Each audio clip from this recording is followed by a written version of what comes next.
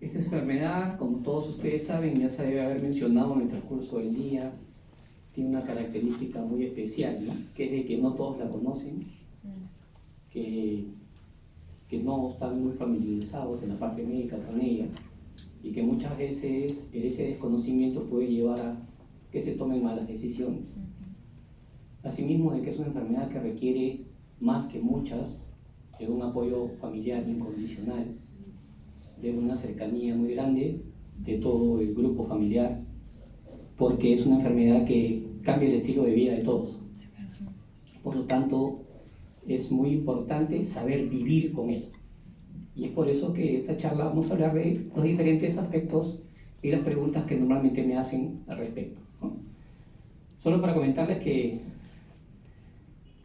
cuando era intensivista fui convocado a tener un paciente muy conocido que en ese momento entró en ventilación mecánica. Y desde ahí me interesé mucho por la enfermedad porque tuve con este paciente la oportunidad de viajar a Estados Unidos. Este paciente tenía mucho dinero. Se iba a tratar en Boston con el mejor centro de asistencia de él a ese momento en el mundo, poder conversar con muchos médicos de allá. Y me di cuenta pues que en el Perú se conocía muy poco de la enfermedad. Y me di cuenta también que estábamos muy equivocados en el enfoque, tanto diagnóstico, terapéutico, etc. Y nos enfocábamos todos con el neurólogo para que el diagnóstico y todo lo demás, pero no nos dábamos cuenta que el neurólogo es muy importante, es fundamental para el diagnóstico, tal vez para el seguimiento inicial, pero de ahí ya no nos va a ayudar, porque esta enfermedad, así como es muy importante el apoyo familiar y mucho de lo que estamos hablando, es fundamentalmente de manejo multidisciplinario. No hay un solo médico que diga yo soy especialista en ELA, no. El ELA lo maneja el neurólogo al inicio, el neumólogo, como ya escucharon, el intensivista, el terapeuta respiratorio, el terapeuta físico, el psicólogo, las nutricionistas. No puede haber un solo profesional a cargo de ELA. Por eso se llama enfermedad de manejo multidisciplinario. La siguiente, por favor. Esto ya lo conocen ustedes, simplemente para saber que el ELA es una enfermedad neurodegenerativa que no tiene todavía un origen específico. Siguiente, el 90% de los casos son de etiología desconocida y solo un 10% es de origen genético o familiar. Hay una proporcionalidad mayor para los hombres que para las mujeres en la de origen desconocido. Y que, si bien es cierto, la incidencia es de más o menos 1 de cada 20.000 pacientes, esto, sobre todo después de la pandemia, se ha demostrado que está en aumento. Y cada vez hay más pacientes con ELA. Asimismo, la evolución de la enfermedad depende de la forma clínica en que se presente, siguiente, donde existen un clásico o un ELA clásico, ¿no? Que hay síntomas de neurona superior, un ELA espinal que hay síntomas de neurona inferior y un ELA vulvar que se caracteriza sobre todo por manifestaciones en la voz, en el habla y finalmente la respiración. Pero esos son las clásicas formas de presentación de una ELA, que es una enfermedad que tiene muchísimas variantes, que tiene muchas formas clínicas y una evolución a veces impredecible. Siguiente.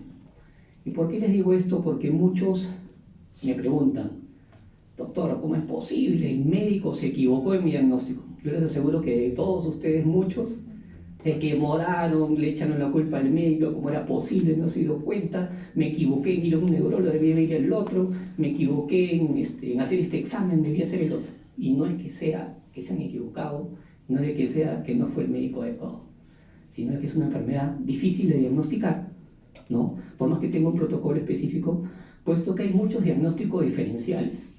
Y siempre el médico va a tratar de descartar algo que sea curable, algo que sea más fácil de poder resolver. Entonces agota las posibilidades de otras enfermedades. Y una de las que siempre se confunden son con enfermedades cervicales, ¿no? La radiculomielopatía cervical o enfermedades del disco vertebral. Muchos los han operado incluso. Por gusto me operé. Se equivocó el médico. Es difícil de diagnosticar. Es difícil. Muchas veces es una enfermedad de descarte, a veces nos demoramos un año para el diagnóstico. ¿Ya? Entonces siempre hay que pensar de que No es una enfermedad tan fácil de diagnóstico como les digo, se puede confundir con otras al inicio. Siguiente. Existen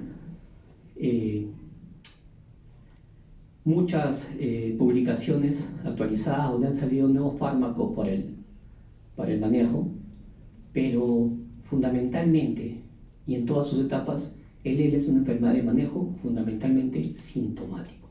Vamos a explicar ahora qué es eso. Siguiente. Existen todos estos fármacos, Riluzol, luego el edarabone, recientemente el TUDCA, que es el fenilbutirato de sodio, y recientemente el tofersen. Pero ninguno de ellos hasta la fecha ha demostrado que es 100% efectivo, que funcione en todos los pacientes y que funcione por tiempo prolongado.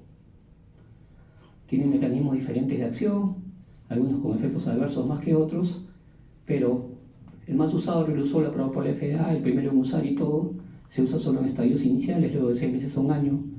Si es que ya no hay efecto, ya no es tan necesario seguir usándolo, entonces su acción es generalmente inicial. Está demostrado que puede enlentecer un poco la evolución de la enfermedad. No cura, enlentece la progresión. Siguiente. Entonces no nos enfoquemos, porque a veces ese es otro de los puntos que muchas veces los pacientes se angustian. Yo quisiera comprar el edarabone, que es muy caro, que no hay en el Perú incluso. Yo quisiera el Riluzol, que el seguro no me lo cubre, o el seguro no me lo da, o en el CIS no hay, y me gasto mucho dinero. Pero de repente mi enfermedad está en otro estadio y ya no voy a beneficiarme del Riluzol. Hay muchísimas otras cosas que son más necesarias.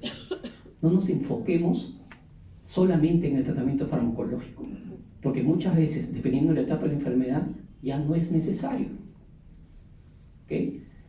Entonces, este es un punto muy importante a tener en cuenta, y muchas veces gastamos mucho dinero en conseguir fármacos que de repente en esta enfermedad ya no son necesarios. Siguiente. Entonces les decía que es una enfermedad fundamentalmente de manejo multidisciplinario, ¿no? Que se requiere una atención continuada por todo un equipo de profesionales y transmitir a la familia que está aquí, que son parte de un equipo que nunca lo va a dejar solo durante el proceso. Es importante que ustedes sientan que hay un equipo detrás de ustedes que lo va a acompañar siempre. Es importante el apoyo educativo, como el que estamos haciendo ahora, el tema emocional, y de manera especial los cuidadores, que son ustedes los que están acá. Ellos requieren más apoyo, a veces que incluso el paciente. Siguiente. Entonces, como les decía, el manejo multidisciplinario requiere de una serie de profesionales. El médico, la enfermera, la neuróloga, el neumólogo, el gastroenterólogo, que ve cuidados paliativos, los fisioterapeutas, etcétera, etcétera, etcétera. Todos tienen un eslabón en esta cadena y todos son importantes en el manejo de la enfermedad en diferentes momentos. Siguiente. Ahora, si bien es cierto la enfermedad produce muchas cosas que vamos a ver acá, muchas complicaciones, muchos efectos, gran parte de los efectos de la enfermedad son producto de la misma inmovilización. Es decir, muchos de los síntomas se comparten con otras enfermedades que producen la misma inmovilización. Cuando una persona tiene y pierde la capacidad de movilizar, de mover o de tener inervación adecuada y que sus músculos pierdan su función, van a compartir síntomas comunes. Y eso se llama síndrome de inmovilización, que es que una persona que solía ser independiente de sus actividades de vida diaria, como consecuencia de la inactividad prolongada y permanente en cama, independientemente de la enfermedad que lo haya llevado a ese estado. Es decir, comparten síntomas con otros, producto de que no se pueden movilizar, como vamos a ver ahora. Siguiente. Esta inmovilización produce alteraciones en el sistema musculoesquelético, en el aparato respiratorio, en el sistema cardiovascular, en el sistema respiratorio. Siguiente. Siguiente. En el sistema digestivo, en el sistema genitourinario, alteraciones metabólicas y finalmente en la piel. Entonces vamos a ver de mayor a menor importancia para mí cuáles son los problemas principales de ustedes, pacientes con ELA, y los familiares de pacientes con ELA. Siguiente. A la cabeza, y como ya se ha explicado, los problemas respiratorios, ¿no? Estos son los de más trascendencia por su gravedad. O sea, si hay algo que nos puede complicar y nos puede alterar toda la evolución y que tiene más letalidad y es más difícil de manejar, los problemas respiratorios. Entonces tenemos que estar atentos a esas complicaciones que son las peores.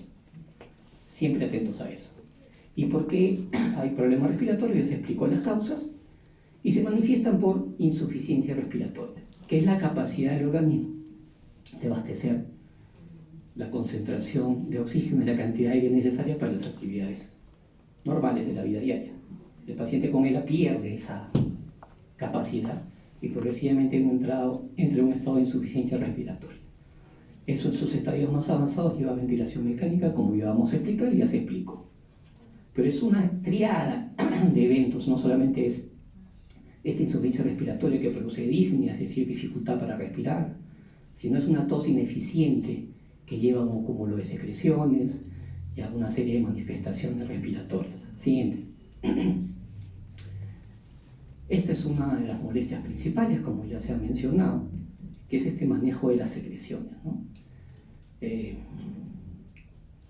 Amparo seguro les va a explicar más de esto, pero es muy importante que se entienda que estas secreciones no solamente es por aumento de secreciones, sino fundamentalmente, como ya se explicó, porque hay una alteración en la musculatura, tanto nasofaringia, tanto de la diafragmática, etcétera, que impide que normalmente esa saliva que se deglutía se pueda hacer y se va acumulando en la boca o en la orofaringe.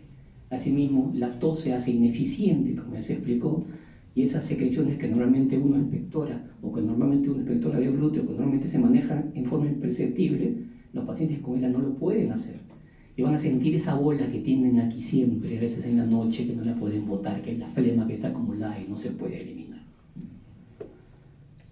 Para el aumento, para tratar de secar un poco las secreciones, hay varios fármacos que se usan.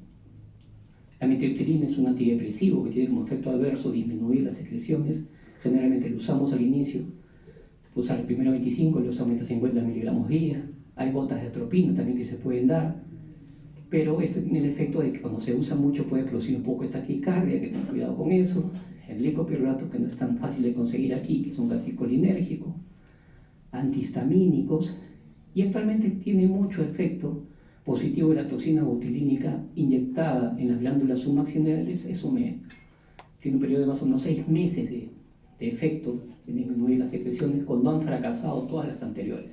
No primero, ¿ya? Cuando ya no me hace efecto las otras, se puede inyectar toxina botulínica, que en la mayoría de los casos surte efecto positivo, se pone con guía ecográfica de una punción y es un procedimiento fácil y se puede manejar en casi todos los pacientes. Incluso también se puede usar radioterapia local, ¿no? Que ya es otro tipo de tratamiento, para el mismo efecto cuando han fracasado los anteriores. Entonces hay formas de disminuir la cialorrea, de manejar la cialorrea que todos los pacientes con ELA tienen. Y es una pregunta que siempre lo van a hacer al médico, y una molestia que siempre le van a hacer. ¿Cómo hago con mi secreción? ¿Cómo hago para eliminarla, ¿no? Entonces cuando esto o se maneja y es insuficiente, hay que usar otras cosas, ¿no? Siguiente. Y esto es lo que hay que usar cuando no es suficiente el manejo con un solo fármaco. La fisioterapia respiratoria es fundamental. O sea, sin fisioterapia respiratoria es muy difícil poder convivir con la enfermedad porque hay que hacer toda una serie de terapias, como ya se ha explicado, y después va a explicar más Amparo, para mejorar la musculatura orofaringia, para enseñar a deglutir, para expandir el pulmón, para hacer una serie de tratamientos que eviten atelectasias, que manejen secreciones, etc. Y usar este asistente de tos, que es el que nos va a ayudar a eliminar ese acúmulo de secreciones, ¿no? Que sea de esa tos inefectiva se convierta en efectiva y nos puede eliminar las secreciones. Lamentablemente en el Perú los equipos son escasos, ¿no? Necesitamos más de estos equipos. Hay una empresa que de repente en 6 meses me han dicho que ya van a tener aquí disponibles varios equipos para alquilar. Apenas existan, las vamos a comunicar. Siguiendo. Preguntaban también en el transcurso de las charlas, ya está con problemas de secreciones, ya saben cómo manejarlos. ya está con insuficiencia respiratoria. ¿Cuándo usar el BiPAP? Bueno, ya les han explicado, pero los médicos usamos algoritmos, ¿no? Y aparte de la parte clínica, de la parte del examen médico, existen algoritmos para saber cuándo un paciente ya necesita un BiPAP, ¿no? Que son a través de pruebas que se hacen de función respiratoria, flujo expirado pico, etcétera, etcétera. Entonces siempre es bueno la evaluación del neumólogo para que les diga en qué momento ya se debe usar el BiPAP, ¿no? Muchos se quieren adelantar, otros lo esperan hasta el final cuando ya es muy tarde, entonces hay que saber el momento preciso. Ya se mencionaba en la charla anterior los beneficios del BiPAP. Siguiente. Entonces el apoyo respiratorio tiene una fase inicial, con el diagnóstico de TELA, siempre en la fase inicial hay que hacer técnicas de fisioterapia respiratoria, técnicas de hiperinsuflación pulmonar, por eso lo hace el terapista respiratorio, técnicas manuales de ayuda de tos. Cuando la enfermedad sigue en progresión, pasa a una fase intermedia y ya cumple criterios, se usa el BiPAP. Preguntaron en la charla anterior si me acostumbro con el BiPAP, ¿no? Ya no quiero usar el BiPAP porque tengo miedo que me voy a acostumbrar y no voy a respirar solo. No, todo lo contrario. El BiPAP usando solo en la noche va a mejorar la respiración en el día. Y si aún lo necesitan en el día, o sea, por usarlo más no es que se desgasten más, al contrario, mientras más lo usen, más descansa su musculatura diafragmática. Es decir, el BiPAP es un respirador que les ayuda a respirar. Nada que ayude va a suplirla o va a impedir la función que tiene, al contrario, la va a ayudar. Mientras más descanse esa musculatura, más fuerza van a tener para otras cosas, para hablar, para toser. Usen la fuerza de ese diafragma debilitado para cosas más útiles. Si tienen un aparato que les ayude, úsenlo. ¿Ok? Sí, anterior, por favor. Y la fase avanzada ya depende de cada uno de los pacientes, vamos a hablar de eso también. Muchos quieren solo esta ventilación no invasiva, otros desean avanzar hasta una ventilación invasiva, que es hacer una traqueotomía y colocar un ventilador a través de eso, ¿no? Con algún tipo de ventajas y desventajas también. Siguiente. Hay muchos tipos de ventiladores domiciliarios, no se mareen con esto. Siguiente. Los pongo simplemente para que vean que el BiPAP hay diferentes marcas. Siguiente. A veces me preguntan, doctor, pero este es mejor, el Philips hay mal dicho que el Philips y que el otro. Siguiente. No, el mejor es el que tienen y el que necesitan, ¿no? El que no tiene ninguno, el que tiene es el mejor. El que puedes coger, bueno, siguiente. Lo que sí es verdad que los Stellar, ¿no? Los ResMed del 150, siguiente, son ventiladores muy amigables, fáciles de manejar, fáciles de programar, siguiente. Siguiente. Y los últimos, siguiente, que son ventiladores mucho más adaptados para pacientes con ELA, ¿no? Siguiente. Y el Astral, que es el último ventilador que tiene una serie de funciones como multimodo que son muy favorables. Siguiente. Este es el Astral. Siguiente. Preguntaron también, tengo la boca seca, la vía respiratoria seca, ¿no? Ustedes saben que el oxígeno es un aire seco y frío. Entonces, muchos pacientes o muchos familiares de los pacientes tienden por rutina a nebulizarlos, ¿no? Doctor, si ya no sé por qué sigue con tanta secreción, si ya lo he nebulizado 4 veces. No sé por qué tiene la tos que persiste, si lo paro nebulizando. No es lo mismo nebulizar que humidificar.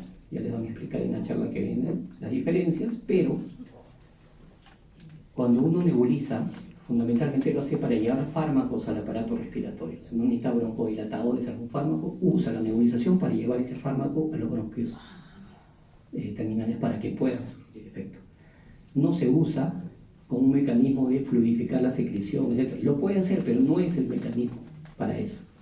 ¿Por qué? Porque ese aire frío y seco va a paralizar los cilios y por lo tanto paraliza la progresión de las secreciones. Si en vez de mejorar, va a empeorar.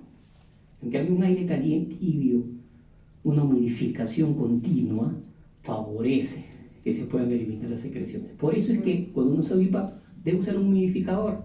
Muchos BiPAP vienen con su propio humidificador o le adapto otro. Pero entonces, humidificación para ese tipo de cosas es mucho mejor que nebulización. No son la misma cosa. ¿Ok? Siguiente. En el segundo orden para mí de importancia, luego de atacar los problemas respiratorios, asegurarme que voy a manejar las secreciones, asegurarme que cuando necesito BiPAP lo voy a tener, asegurarme que voy a tener una fisioterapia respiratoria, por lo tanto, mi parte respiratoria, lo que más me va a complicar lo tengo asegurado, ¿qué otra cosa me tengo que preocupar? Para mí, la comunicación. El paciente con su calidad de vida y la forma en que vamos a manejar la enfermedad va de la mano con la comunicación. Cuando el paciente pierde su capacidad de comunicarse, perdemos todo lo que podemos hacer por el paciente. El paciente se deprime, su calidad de vida empeora notablemente, por más que tenga el mejor ventilador, los mejores médicos, etc. Si el paciente pierde su capacidad de comunicarse, su calidad de vida se deteriora. Entonces tenemos que hacer lo imposible para mantener un medio de comunicación, siempre, independientemente de la etapa de la enfermedad. Y van a ver ustedes que cada vez hay más medios que ayudan, dependiendo de la etapa de la enfermedad, para mantener la comunicación. No debemos transmitir nerviosismo o ansiedad al comunicarnos con el paciente, ¿no? Tener paciencia porque el tiempo es importante, a veces el paciente necesita tiempo para comunicarse. Hay que hablar con normalidad, a veces gritamos como si el paciente no escuchara. El paciente escucha,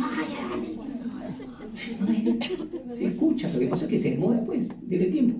Pero gritando más no es que va a hablar más rápido, ¿ya? Y tener siempre en la mano un tablero, una tabla siguiente, como la siguiente, que siempre les digo a los familiares, siguiente por favor. Tener una tabla que facilite la comunicación. No le hagan escribir, tengo sueño, tengo hambre, se demora mucho. Más fácil es, pónganle esto y que él señale, arriba a la izquierda, sí, el 1, B, sí, ya está. Ya saben que está cansado, ya saben que tiene hambre, ya saben que tiene sed, ¿no? Entonces, es importante tener tablas así que faciliten la vida del paciente. ¿Por qué le hacen decir, qué siente? ¿Te molesta algo? Explícame. ¿Tengo frío? Tengo que decir, tengo frío, dame una manta. ¿Para qué decir? A3, ya está, ¿no? Entonces, hagan tablas que faciliten la comunicación. Siguiente. Hay terapias también que debemos mantener para mantener a las personas en las que va en avance su capacidad de comunicarse, ¿no? Terapistas de lenguaje son importantes. Y si no tenemos la capacidad de mantener lo siguiente, existen aún una serie de software, ¿no?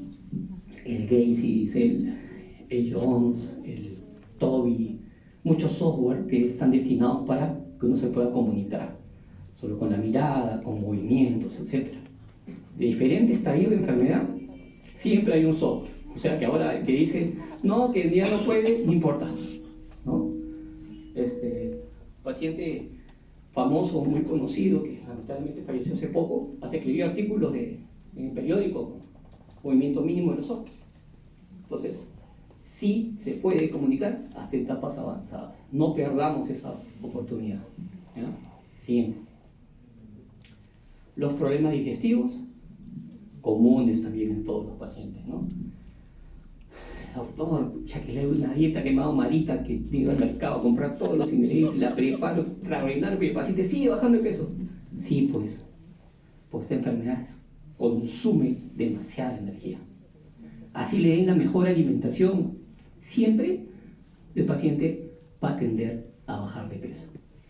Entonces la idea de una excelente nutrición, no esperen que el paciente vaya a engordar o vaya a mejorar. Suficiente con que se mantenga o que disminuya muy poco. No esperemos que va a subir de peso, no, pues es una paciente que tiene un alto consumo energético. Hay que mantener una nutrición anterior, por favor, una nutrición adecuada siempre, porque está netamente ligada al pronóstico, aparte del problema respiratorio, la desnutrición. Está demostrado que la calidad de vida y la mortalidad es mucho mayor en el paciente con el desnutrido que en el que no lo está o que tiene menos grado de desnutrición. Pero la nutrición en esta enfermedad es muy importante. Y como todos sabemos, uno de los problemas que tenemos es la dificultad para deglutir. Entonces a veces los pacientes se niegan, no quiero que me siga dando de comer porque yo no quiero una sonda de acá, porque si no me voy a acostumbrar y no voy a poder masticar. No. ¿Ya? Tenemos que asegurar una vida donde la nutrición se pueda dar porque es lo más importante. Así como los problemas respiratorios, la parte nutricional es muy importante. Como ya se explicó, una aspiración por un atoro puede ser fatal y retrocedemos todo lo ganado. Una aspiración, una neumonía aspirativa, retrocedemos todo lo ganado. No tiene sentido arriesgarnos a eso, no tiene sentido. Siguiente. Vamos a hablar de eso un ratito. Otro de los problemas por el síndrome de inmovilidad es el estreñimiento, ¿no? Todos los pacientes con él en algún momento tienen algún grado de estreñimiento. Todos tenemos un régimen evacuatorio, no quiero que el paciente haga todos los días, no, pues no todos hacen todos los días, pero al menos que haga máximo cada 2 o 3 días. ¿Ya? Si no hace todos los días sería lo ideal, al menos cada 2 o 3 días. No le estemos dando tampoco laxantes de rutina porque eso puede producir cuadros irritantes del tracto gastrointestinal. Hay que usar para favorecer la formación de bolo fecal,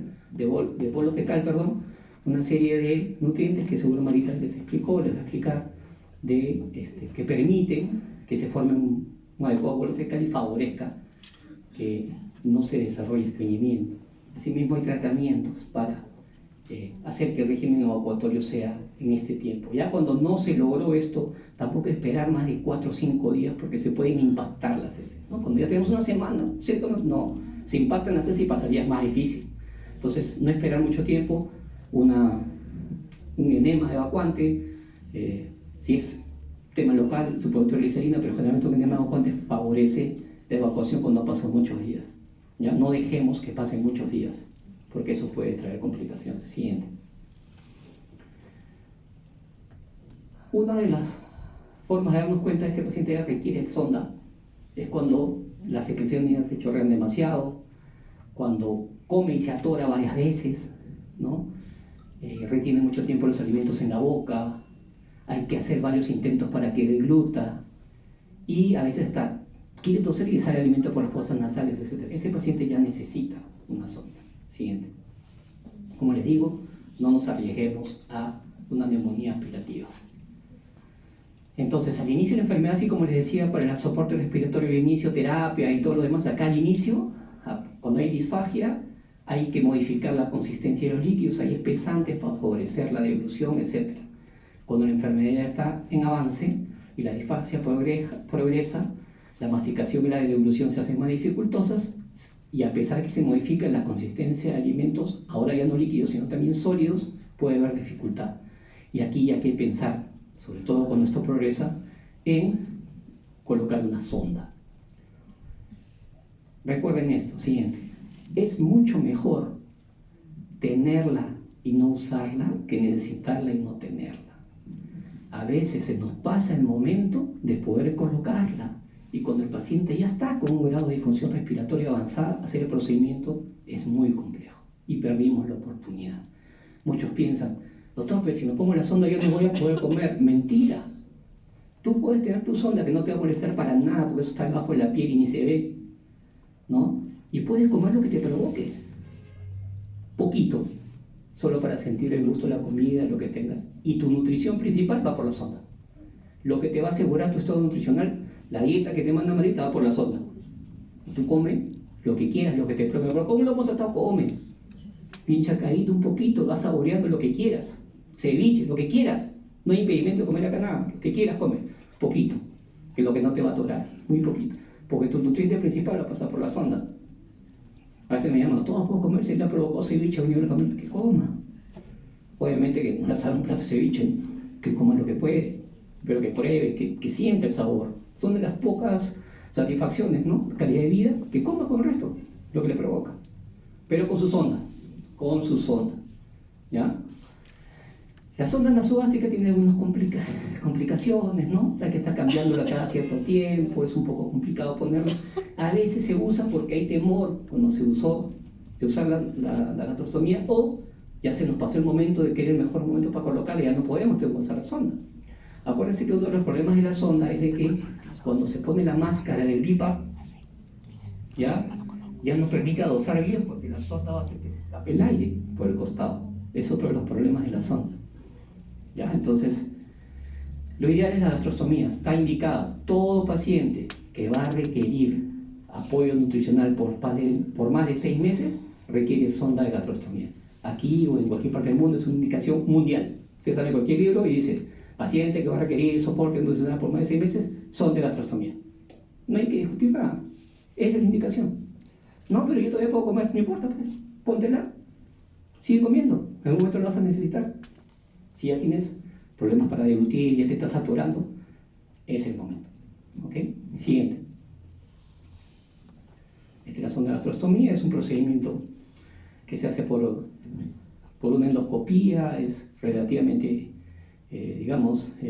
fácil de hacer, no tiene mayores complicaciones la mayoría de veces. Las complicaciones son cuando están en etapas más avanzadas de la enfermedad, que hay que usar accesorios para la vía respiratoria, etc. Siempre recordar que hay, los que no conocen la enfermedad a veces ponen sedantes o anestesia y se complica todo, ¿no? Siempre hay que hablar con el médico y decir que no puede colocar anestesia general ni sedante profundo. Hemos tenido muchos casos de pacientes que por ir a hacerlo sin tener en cuenta estas advertencias, el paciente puede terminar intubado. Entonces hay que siempre decir esto, se usa anestesia local. Si es muy necesario, muy nervioso, el paciente un poquito sedante y ya está. Siguiente. Siguiente. Bueno, estos son los fármacos que existen ahora. La nutrición tiene muchos suplementos que pueden reforzar la parte nutricional. Siguiente. Tanto de forma calórica, siguiente, como proteica, ¿no? Para diferentes tipos de soporte nutricional y para el grado de enfermedad. Siguiente. Esto es lo que le decía, que es mejor a veces tenerla y en ese momento no necesitarla. Porque cuando uno decide colocar, así como había un protocolo para saber cuándo uno necesita PIPA, también hay protocolos ya establecidos en la literatura médica para saber cuándo colocar la sonda. Entonces miren ustedes que cuando el paciente ya tiene en sus pruebas de función respiratoria una capacidad de respiración, una prueba de función pulmonar con capacidad ventilatoria menor del 50%, ya hay mayor riesgo de colocarlo. Y su capacidad respiratoria está en menos del 30%, ya no se puede colocar porque es de alto riesgo. Por eso hay que aprovechar cuando uno está con la función respiratoria buena para colocarse ahí la sonda de gastrostomía. Así no la use todo el tiempo, es el mejor momento. ¿Okay? Siguiente. El sueño, muy importante, ¿no? A veces hay muchas razones que impiden conciliar un buen sueño. La debilidad muscular, el dolor, a veces la cialorrea, las alteraciones respiratorias, se hablaba de la posición en la cama, las almohadas. El tema de las almohadas a veces, más que por el BIPAP, a veces la posición semisentada favorece que las secreciones no molesten, ¿no? Cuando están totalmente de cuello dorsal, a veces es más difícil manejar las secreciones, después el paciente prefiere estar semisentado por ese tema. Bueno, que duerma como quiera, con tal que duerma. Y lo que sí está demostrado es que si usamos BIPAP durante la noche, cuando ya tenemos indicación, obviamente BIPAP si no tiene indicación no, pero cuando ya hay indicación, usen el BIPAP durante el sueño y está demostrado que no solamente mejora la calidad del sueño, sino va a mejorar la calidad de la respiración durante el día siguiente, ¿no? Siguiente. Hay que tener mucho cuidado con la piel, con la inmovilidad cuando es mayor, cuando el paciente ya pierde la movilidad en forma más marcada. Hay la posibilidad de que en estos puntos, que se llaman puntos de presión, que son los que el cuerpo utiliza para apoyarse, generalmente son las superficies óseas que están en contacto, aquí en la cabeza, en los codos, en los sacros, en los talones, cuando están de costado en este lugar. En estos puntos, sacro, talones, cuando el paciente no lo movilizamos, se forman úlceras. Y a eso le llamamos escaras o úlceras por presión, que es cuando el paciente no se mueve y la presión permanente y continua trastorna la circulación en la zona y se produce una herida. Y son muy difíciles de cerrar. Entonces, ¿cómo evitamos esto? Movilizándolo cada 2 horas por lo menos. Es difícil a veces hacerlos, durante el sueño sí, pero durante el día al menos tratar de cumplir cada 2 horas. Y no es necesario moverlo todo cada 2 horas, ¿no? A veces los codos están así, poner una almohadita, un poquito más allá, luego 2 horas, un poquito más acá, la pierna lo mismo. Esos pequeños movimientos, por muy pequeño que sea, cambia el punto de apoyo y por lo tanto evita que un solo punto reciba toda la presión. O sea, hay que estar pendientes de eso los cuidadores porque es muy importante para evitar las úlceras por decúbito. Ahora, durante la noche, que es más difícil estar movilizándolo, sobre todo en cama, un colchón antiescalas es ideal, ¿no? Que se va insuflando por zonas y va haciendo las veces de ir movilizando el punto de apoyo. Siguiente. La capacitación a los familiares es importante. Siguiente. Sobre todo en temas de emergencia, cómo actuar en una emergencia, cuando ponemos oxígeno, cómo le aspiro las secreciones. Eso es muy importante. El cuidador principal tiene que saber cómo usar el oxígeno, cómo abrir el balón, cómo usar un aspirador de secreciones. Entonces las familias necesitan atención, educación, orientación y apoyo.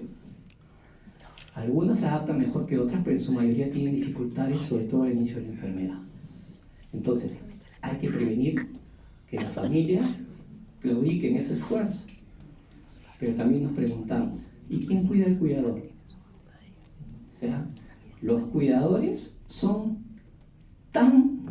pero tan importantes en esta enfermedad que hay que cuidarlos igual que el paciente. ¿Qué pasa si el cuidador se enferma? ¿Qué pasa si el cuidador se deprime? Porque también es un ser humano que siente. ¿Qué pasa con el cuidador cuando se agota? Porque es extenuante el apoyo. Los pacientes con él son demandantes, hiperdemandantes. Hay que tener mucha paciencia y muchas veces el cuidador se agota. El cuidador necesita también descanso. Es imposible dedicarse 24 horas, es imposible. Y está demostrado que el cuidador que no tiene relevo al menos horas o días a la semana se agota más rápido, se deprime y disminuye su calidad de cuidado. Hay trabajos al respecto. Entonces, tratar de que un familiar, aunque sea un domingo, oye, una mañana, una tarde, los releve en el cuidado, porque es importante que ustedes, los cuidadores, mantengan la misma intensidad, calidad de manejo y que no pasen a la condición de ser cuidados, sino tienen que ser cuidadores. ¿Ya? Siguiente. Finalmente, unos trabajos de casos de aquí para que demuestren que lo que se hace en ELA está demostrado que funciona. ¿Okay? Estos son pacientes del Hospital Rebaliati, en una empresa donde trabajo, se sacaron más de 100 pacientes, pero son pacientes del Hospital Rebaliati en estos años. Siguiente. La mayoría con esclerosis lateral amiotrófica, ¿no? Fueron un programa de ventilación mecánica domiciliaria, sea por BiPAP o sea por ventilación invasiva. Siguiente. Miren ustedes el porcentaje de infecciones de los pacientes que estuvieron en el hospital versus los que estuvieron en el domicilio. Muchísimo menor neumonía, muchísimo menor bacteriemia, muchísimo. Los que están en el hospital son los naranjas y los rojos son los que están en casa. Mucho menos neumonía, mucho menos infección respiratoria alta, otra bronquitis, mucho menos sepsis y mucho menos diarrea que en el hospital. O sea, solo estos no sabe que en la casa se infecta menos. Por eso es que muchas veces discuto a veces con otros colegas que inmediatamente dan antibióticos. ¿Que la secreción de antibióticos? No. En la casa tiene una cosa maravillosa, que es que la flora bacteriana cambia. La flora bacteriana en la casa se vuelve igual que la que tenemos nosotros. Es decir, una flora bacteriana, digamos, más inocua. En el hospital hay gérmenes resistentes. Son esos gérmenes que tienen que adaptarse a los antibióticos, los que viven en UCI. Son gérmenes resistentes, agresivos. Esos gérmenes no están en la casa. Entonces, ¿para qué doy antibióticos muy fuertes? ¿O puedo dar antibiótico de inicio si mi flora en casa ya cambió? Hay que tener mucho cuidado con eso. Siguiente. Entonces, las infecciones en casa son menores. Siguiente. ¿Qué más es mejor en la casa? Miren, el porcentaje de escalas es muchísimo menor en casa que en el hospital. Las escalas grado 4 y 3 solo se presentaban en el hospital, en la casa. Solamente las 1 y muy poquitas. Siguiente. La desnutrición, mucho menor en la casa que en el hospital. Parecía mentira, no, pero en el hospital tienen todo. Miren pues. Siguiente. La depresión del paciente, mucho menor en casa que en el hospital, obviamente. Siguiente. Siguiente. Y obviamente a nivel mundial, eso también se ha corroborado. Y miren ustedes la mortalidad, las infecciones, las úlceras por presión y las visitas a emergencias son muchísimo menores cuando el paciente está en casa que cuando el paciente va al hospital. ¿Esto qué nos permite concluir? Que el paciente con él tiene que ser manejado en casa. No, hay muchas familias que el primero aquí va al hospital. ¿Está cuánto se lleva al hospital? ¿Que está con esto lleva al hospital? No. Mientras menos hospitales mejor. ¿Ya? En la casa van a estar mejor. Siempre en casa, esta enfermedad se va a manejar mejor, siempre. Salvo que hay una emergencia de vida o muerte, ¿no? Pero todo lo demás, mejor en la casa. Siguiente. Siguiente. Obviamente los costos también son menores. Siguiente. Mucho menores. Siguiente. Siguiente. Y el nivel de satisfacción de las familias obviamente es mucho mejor que en el hospital. Siguiente. Entonces la calidad de vida es muchísimo mejor. Siguiente. Para finalizar, un tema que también lo converso con muchas familias y que sabemos que esta enfermedad tiene un pronóstico que es difícil, pero es mejor afrontarlo de inicio. Yo no estoy de acuerdo con esas familias que me dicen, no le diga, doctor, no le diga. No, doctor, mejor no hay que explicarle. No, ¿para qué? Todo lo contrario. Todo lo contrario. Mamá, papá, hermano, etc. Esta enfermedad tiene esta progresión. Esta enfermedad se puede complicar y va a pasar esto y esto y esto. Cuando llegue, dime qué quieres que hagamos. Me parece muy injusto que la familia decida por el paciente. Y generalmente terminan decidiendo cosas que el paciente no quiere. El paciente no quiere esto y terminan haciéndolo. Porque muchas veces, y eso es muy frecuente a nivel de todas las enfermedades, no solo el ELA, el famoso síndrome del hijo ausente, ¿no? El hijo que está en el extranjero y viene, no, a mi mamá le hacen todo. No, mi papá sí lo intuba. No, si mi mamá sí lo lleva, pues tú ni siquiera has estado con él. Tú te has soplado las noches, las madrugadas, no lo has escuchado, nada. Y vienes acá a decidir. ¿Qué decir el paciente? El paciente es dueño de su vida, es dueño de sus decisiones. Y él tiene el derecho a saber para poder arreglar sus cosas. Si él quiere hacer algo con la plata que tiene, si quiere dejar de pagar algo, o si quiere dejarle algo a alguien, o si quiere decir algo, tiene que hacerlo él, en pleno uso de sus facultades. No tiene que tomar el hijo la decisión. Él la tiene que tomar. ¿Sabes qué, hija, hijo o esposa? Yo no quiero sonda, o sí quiero sonda, pero ¿sabes qué? Ventilador no. O sí quiero ventilador, pero solo no invasivo. O sí quiero, ¿sabes? Darme todo, ponme traqueostomía y todo. Yo feliz tengo los medios y todo, quiero hacerlo. Perfecto. No hay decisión mala. Ojo, ninguna decisión es criticable. Lo que es criticable es que no tome decisión. Que tome sus decisiones y que toda la familia lo sepa. Toda la familia. No va a decir que el hijo, a mí no me dijeron nada. Yo no estoy de acuerdo. No, todos de acuerdo, todos toman las decisiones y se respeta lo que el familiar dijo hasta el final. No, mi papá no quería, hasta aquí nomás. ¿Por qué es importante esto? Porque acá hay una fase muy importante, que si bien es cierto, esta enfermedad puede tener un pronóstico malo, no tiene por qué ser ni dolorosa ni angustiante, porque existe ahora formas de que sea una sedación paliativa y que el paciente no tenga ningún sufrimiento. Cuando llegue el momento, el paciente puede decidir una sedación paliativa, pero él ha debido decirlo antes. ¿Sabes qué? Cuando llegue esto, quiero esto. Y todos ya saben. Entonces, qué importante es hablar, sí decir las cosas, sí estar todos de acuerdo y sí tomar las decisiones anticipadas cuando el paciente todavía es dueño de sus acciones. ¿Ok? Siguiente. Entonces, las conclusiones, siguiente para terminar. El ELA es una enfermedad neurológica discapacitante que ha aumentado su incidencia y prevalencia y no tiene tratamiento farmacológico exitoso. El mejor tratamiento es el sintomático en el domicilio y multidisciplinario. Debe conocerse las voluntades anticipadas, lo que acabamos de decir, del paciente y respetarlas en la toma de decisiones. Siempre lo que el paciente quiere, no lo que yo quiero. La ventilación mecánica es una alternativa, y hemos visto cuáles son las indicaciones. Es mejor tener una gastrostomía y no necesitarla que luego necesitarla y no tenerla. No se olviden eso nunca. Y la calidad de vida de los pacientes en ventilación mecánica mejora en forma significativa y los costos en casa son menores. Siguiente.